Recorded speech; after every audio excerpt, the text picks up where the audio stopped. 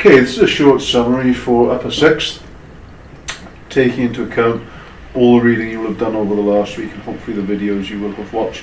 And I've tried to put 10 or so key terms on the board for you. So how do children learn language? A short summary. So principally, if a child doesn't have a physical or neurological impediment, the main way in which their language development will be switched on is through motherese or parentese or caretaker language, which will be a simplified form of normal language where the emphasis is on the immediate, the here and now. So the caregiver, or mum or the dad, will be using simplified, shorter sentences, very direct questions, prompting the child to come back with them, and all that cooing and gurgling and gargling, especially the babbling, is really critical in those first 12 months to help with language development. And something I have noticed as a teacher is that nearly every dyslexic I have ever met has had a hearing impediment as a small child. It might have been glue ear, might have been repeated ear infections. And I think if you think of the ear as a USB port, if the language isn't going in here clearly, then those neurological connections are not being made as much as they might be. So, that motherese, the parentese, the caretaker language, the interactional facet of language use that Halliday refers to is really important to switch language development on. That's how we become competent communicators. We understand turn taking, we begin to understand how to sustain a turn, etc., etc. So, 3 stages: 0 to 12 months, 12 to 24 months, 24 to 36 months. 0 to 12, it's that babble gabble phase where the parents are hopefully interacting with the child.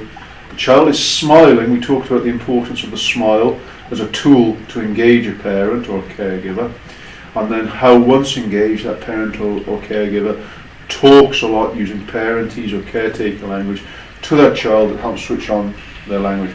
And in babbling and gabbling, the child itself is experimenting with language and learning to form the sounds. At the same time, hopefully, understanding how, when to sustain a turn. 12 to 24 months, holophrastic. 1 word, many possibilities. Juice, shoes. It could be my juice, your juice. It could be my shoes, your shoes. The child is using to use single words. Holophrastic. 1 word, many different possibilities.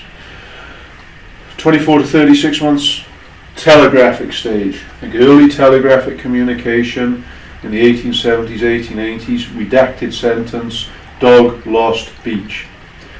Children at this age are beginning to develop those short redacted sentences. Not using auxiliary verbs, probably, not beginning to use questions fully, not beginning to use negatives fully, but starting to do all these things and to form those 3 or 4 word sentences. And then beyond that age, they become more complex sentences. Think, if you like, labeling, packaging, networking. Labeling, we give objects a name. Packaging, we understand that name can mean several or many different things. And networking, we begin to network that name with other names to form sentences. Social interaction, as we said earlier, is often catalysed in that very early stage by the baby smiling. And if you want to look at the Seattle Children's Hospital study on block play, the 0 to 20 months olds, really important. Parents or caregivers on the floor with a child, playing with them, gave a much more fully fledged linguistic development to these children that was sustained throughout the course of their lives. They built a bigger early vocabulary. That bigger early vocabulary gave them more traction with their linguistic development, and so their linguistic development grew exponentially. So this is the practical side, we think, of what goes on. Theorists note Chomsky with his language acquisition device, or LAD, we are innately hot-wired to produce language. Skinner, language acquisition support system. He says, well, yes, the LAD obviously exists, but what switches it on? And what switches it on is that social interaction. You have to be part of a linguistic community to develop language.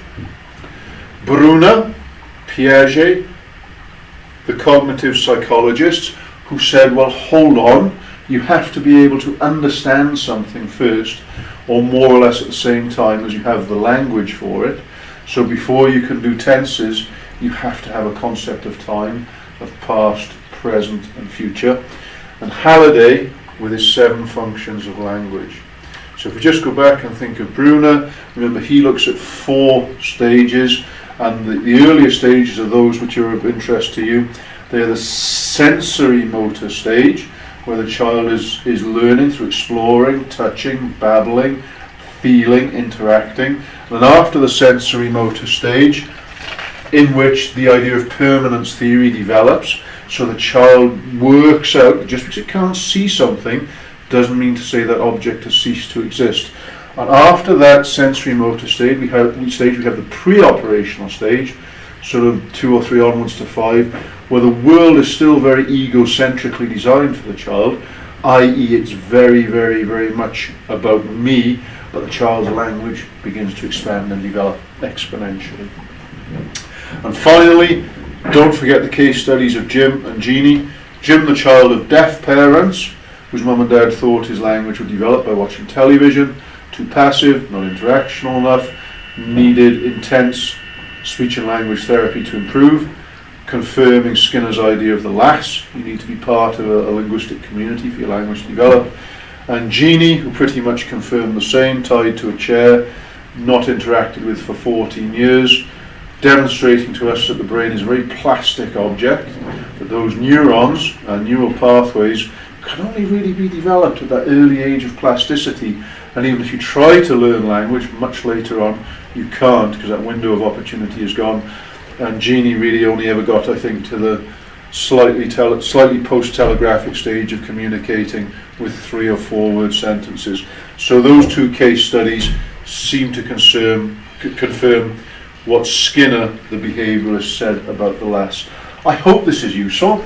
I hope you produce a very good piece for me, and hopefully next week you will be beginning to look at your case study. I've loaded a model case study about language and gender onto Moodle, so you can have a look at the kind of shape it should take. Good luck. If you need any questions, please if you need any questions answered, please get in touch with me.